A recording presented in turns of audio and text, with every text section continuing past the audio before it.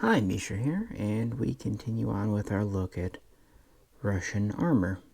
And we've looked at the T-26, a couple of versions of that, a light tank, an infantry tank as it were.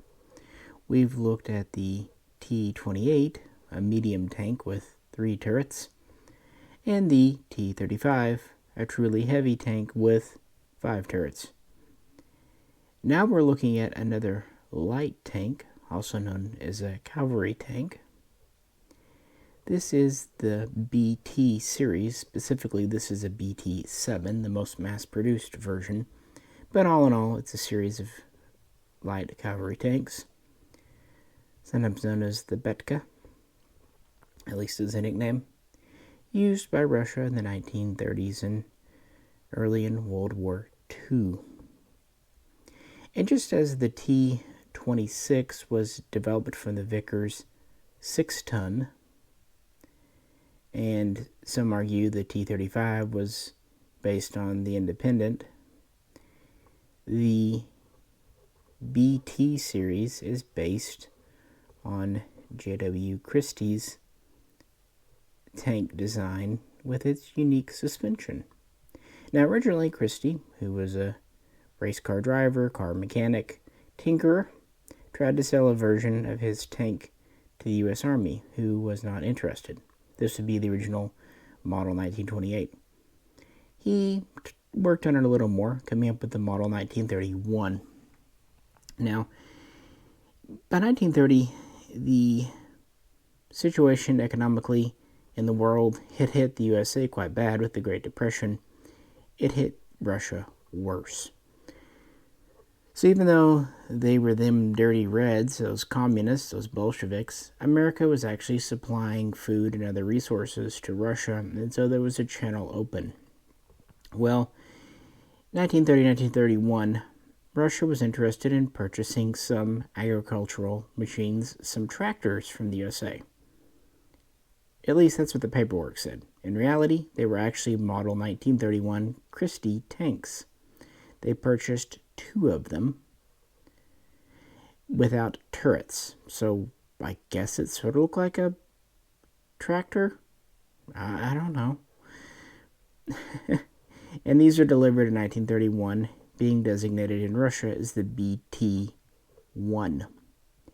And towards the end of that year, they would produce 3 prototypes, unarmed still, of their own, which would become the BT-2, which was authorized for mass production in 1932, right in time for the new Model 32 gun. Now, originally, the BT-2 in Russia would have a 37mm cannon and 1 DT tank 7.62 machine gun. Now, there would be progression. The BT-3 was the same as the BT-2, but it was manufactured using the metric system, not the imperial system. Not a big deal. The BT-4 was kind of the first experimenting with using welded instead of riveting for the hull, but it was just a prototype. In 1933, they worked on what would become the BT-5. And this would be the first version to really go into real production. They would build about 650 BT-2, BT-3 types, but the BT-5 they would build nearly 1,900 of. And it was upgunned with a new 45mm gun, although it only had really the 1 machine gun, if any. And these early versions were anywhere from 11.5 to 12.5 tons, about 5.6 meters long, and had a pretty impressive road speed of 45 miles per hour, and off-road about 30 miles per hour. Again, they were designed to be a light tank, and they were actually about the most maneuverable, mobile, quickest little tank in the world at that time under mass production. But they were pretty lightly armored, as you can imagine, with about 6 to 20 millimeters on the earlier versions, Later versions would get some spots up to 40 millimeters, maybe even 50 in a few key locations. But this wasn't designed for, that. It was designed for speed. Also, the DT-5 had a new cylindrical turret design, and radios were an option, although not often exercised. What's critical about these is that Christie suspension system. These were known as a convertible tank.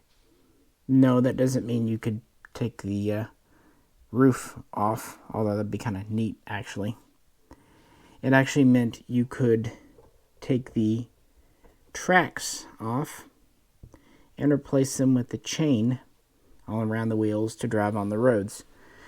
This was done because of the technology of the day, or the rather lack thereof, that meant that 1930s era tracks were rather unreliable and prone to breakage. So it was a way to conserve mileage on your tracks and also give you a higher road speed. It only took about half an hour to convert from one system to another. The downside, the equipment, the gear, it put a lot of weight and just complexity into a tank. Still, it sounded like a good idea. But Russia realized, wait a second, we're still very much a developing nation, very agrarian. We're just now suffering through the first 5-year plan. Crap, we don't have any roads to speak of. Not really good paved ones anyway. What roads we have are more dirt and gravel. And oh yeah, it's Russia, so we have snow. And snow in the spring, fun, turns into mud. So yeah, the convertible system wasn't really that useful, yet the suspension continued on. And this had a crew of 3. In the hull, you had the driver. And in the turret, which held 2, you had the commander and the gun loader.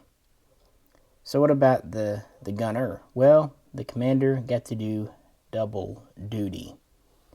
And this is why at first they really didn't put a lot of importance in the DT machine guns, because hell, you're already giving the commander 2 jobs. Either the loader has to do machine gunning work, or the commander has to have a 3rd job. So, yeah. The BT-5 would go into production, but already by 1934, later in the year, they started working on prototypes of what would become the BT-7, at least the model 1935 variant. And this would take the BT-5's turret, but it would incorporate it with several designs, including an updated engine, some other product improvements, a new extension on the tracks, and it would improve the armor. Now, one thing to point out that was also taken from the model 1931 Christie tank was sloped or slanted armor. And that would be something they would find later on was a very good idea, if maybe accidentally so. The downside is it gave you less internal volume in a tank. The upside is you could have lighter armor that actually acted like heavier armor, so it would save weight if not space. So these were pretty cramped inside. Progressing from there would be the model 1937 BT-7 tank, which would be the final, more or less, production version with the new, improved turret that had sloped armor. And by this point, we would kind of reintroduce 2 machine guns. We would have the coaxial one in the front, and they would install one in the rear of the turret facing aft.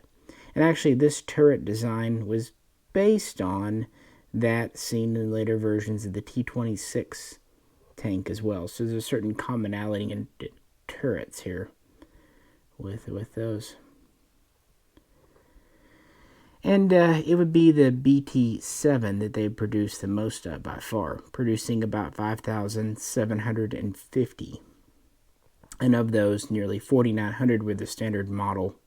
There would also be about 150 artillery versions, known as the BT-7, that had the 76.2 millimeter gun and an enlarged turret.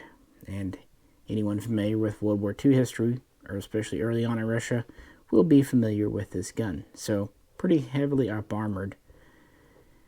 But of course that was a bit of a compromise there for several reasons.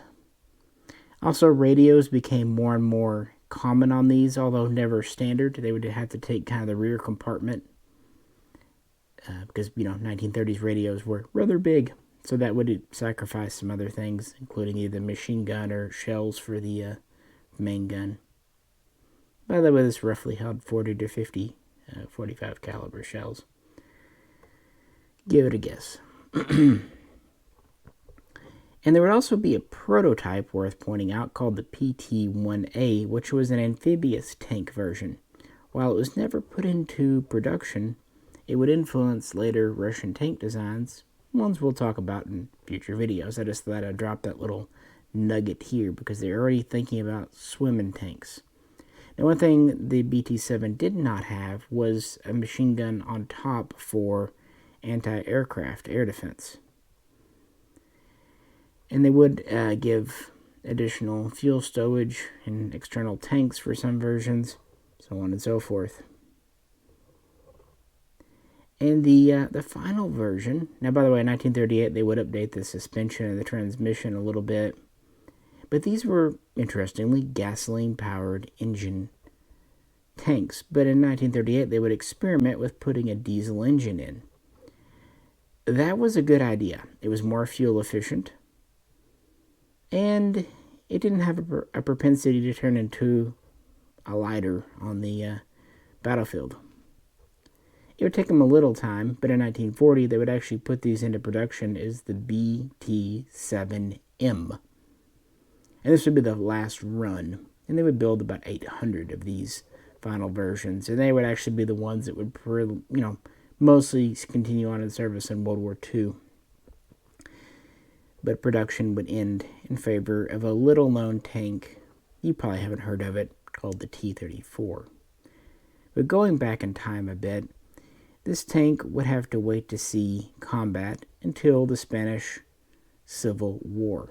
In late 1936, Russia would prepare to send about 50 over, at least as a first batch, to defend help with the Republicans. And they would first see combat in 1937, and quite frankly, were not doing so great.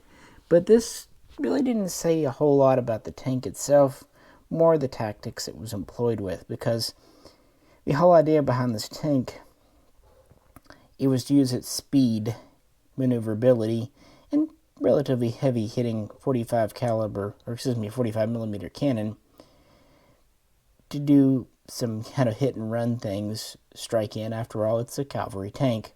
It wasn't meant to sit there and get shot at, because light armor. After this war would be over in 1939, they would also be used in a few border disputes with Japan that year, and these were mixed results. On the one hand, the Japanese actually feared this 45 millimeter gun and actually stated in their own internal documents that Russian tankers were pretty darn accurate. They were able to get some shots on target, and when they hit, they punched through the admittedly lightly armored Japanese Type 95 tanks. On the other hand, instead of having anti-tank guns, self-propelled artillery, Japan's solution for anti-tanking were teams of soldiers sent out with Molotov cocktails. And yeah, they found those to be terribly effective against these tanks because lightly armored and Russian engineering was still not up to snuff. They improved with the BT-7 going to an all-welded hull and other things, but there were still a lot of holes and chinks in the armor, plenty of places for fuel to get in and set them ablaze. And thanks to that gasoline engine, they really lit up. It was also noted that the 100-degree temperature, Fahrenheit, not Celsius, because we're not actually fighting on Venus, didn't help with the comfort of the soldiers inside or the tank's propensity to turn into Ronson lighters. In fact, it was such a big problem that even old Stalin was told about it, which, kind of is a good reason why the BT-7M with the diesel engine would come into vogue in 1940. So kind of mixed results, but showed some promise in the tank. It would be again used for the invasion of Poland in September, and then finally all the versions, BT-5s, BT-7s, even a few old BT-2s, would be sent into Finland for the Winter War, where they mostly got their asses handed to them. So yeah, by 1940, but, Russia was working on new tank designs, but it takes time. The BT-7, along with the T-26 and even a few hundred T-28s, was still the mainstay of the Red Army's tank fleet in the 1941. By that time, production was over, but the T-34 was just coming on. Remember that tank you probably never heard of was just starting to come online. Fewer than 1,000 were in service. So these were still very much called upon when the Nazis came uninvited in June. And Russia would use these first to fight and then to have delaying actions, and they would lose thousands of them in 1941. Some to mechanical breakdowns, some to combat. Nevertheless, by 1942, many BTs were still on the Red Army, but they were being shifted to the east because the new KV-1 and T-34 were what were found effective against the Panzer IIIs, Panzer IVs, and soon to be Tigers. This was not going to do well against a Tiger. But they sent it east in case of any disturbances with Japan, where it did better anyway. This is kind of where they sent a lot of their older tanks. And it is worth pointing out these were used against Romania on that front in 1942 as well. Probably the last major action for the BT-7 in the West. And also by this point, pretty much all the old BT-7s were retired, just keeping BT-7Ms around using the diesel engine. And so throughout 1943 and 1944, they really didn't do much anything except being border guards, some for training, some for reconnaissance, not a whole lot. But in August of 1945, Germans are defeated, and Russia declares war on Japan and invades North China, Manchuria, to honor their commitment to the Allies to go up against the Japanese. Now, of course, this is mostly just a ploy to try to get territory, but it was part of a treaty and agreement. And so the BT-7s would again be called upon to fight their old foe, the Japanese, who were by this point were terribly under-equipped and ill-prepared, and morale was quite low. Although not as bad in China as it would be in much of the Pacific. Now, it is worth pointing out that the spearhead of this deep penetration move was actually carried out by the T-34. The BTs, along with some old T-26s, were kind of secondary, but they did fight, and they did, again, quite well against the light Japanese tanks. And this lasted all of about a week until the surrender was ordered. The Emperor would order surrender on the 14th of August, and on the 17th, there would actually be a ceasefire in effect. So, all told, they saw less than 2 weeks of combat in Manchuria. And that was kind of the last gasp of this tank. By that point, spare parts were long out of production. The numbers were down into the hundreds. And its day had come and gone. Now, this tank is important for two reasons, aside from just pushing Russian industry ahead in a general sense. One, that Christie suspension system, and two, that sloped glacis slanted type armor. Can't imagine what I'm driving at there. That said, it is a cool, unique little fast tank. Like I said, the earlier versions get up to about 45 miles per hour, but some of the later versions with improved engines could get over 50 miles per hour on road and about 32 miles per hour off-road. Not bad even by today's standards, and very extraordinary by the standards of the 1930s. And as with many of these, this is an Eagle Moss model. Actually, I had to import this one from Russia. It's actually quite heavy, even though it's small. It does have a rotating turret. It's kind of neat.